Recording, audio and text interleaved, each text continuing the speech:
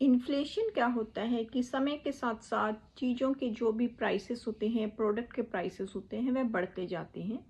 इसको हम कहते हैं इन्फ्लेशन। अब इसमें क्या होता है कि आज मान लीजिए 1000 रुपये में जो आप सामान खरीद रहे हैं, 1 साल बाद हो सकता है उस सामान को खरीदने के लिए सेम सामान को आपको 1100 रुपये देने पड़े। तो यह इसका कारण है इन्फ्लेशन, या जिसको हिंदी में हम कहते हैं महंगाई।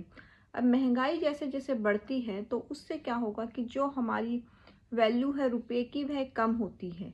अब मान लीजिए आज आप 1000 रुपये का जो सामान थे, अगले साल आप 1100 दे रहे, हो सकता है उससे नेक्स्ट ईयर आपको 1200 देनी पड़े।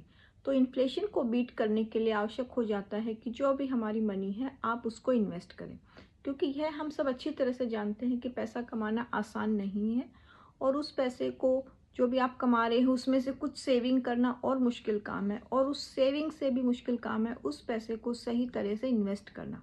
अब इन्वेस्टमेंट के अलग अलग तरीके होते हैं कि चाहे आप एफडी में करो या आरडी में करो या आप म्यूचुअल फंड में करो या आप गोल्ड में करो, जो भी तरीका आपको समझ आए, जो भी आपको अच्छी तरह से रिसर्च करने के बाद आपको इन्वेस्ट करना चाहिए। क्योंकि अगर हम इन्वेस्ट करेंगे तो हम क्या है कि आप इन्फ्लेशन को बीट कर सकते हो। और दूसरी बात यह है कि देखिए, आज से 10-20 साल पहले आप 1 लाख रुपए हम सब के लिए एक बड़ा अमाउंट होता था कि हम सोचते थे 1 लाख रुपए काफ़ी बड़ा है। लेकिन आज के टाइम में आप देखिए कि 1 लाख रुपए में तो आपका एक फ़ोन आ जाता है। तो आप सेम सिचुएशन होगी 20 साल बाद, जब आज आपको करोड़ रुपए हमें बड़ा लग रहे, हो सकता है कि 20 साल बाद उन करोड़ रुपए की भी वैल्यू कम हो जाए, क्योंकि ड्यू टू इन्फ्लेशन।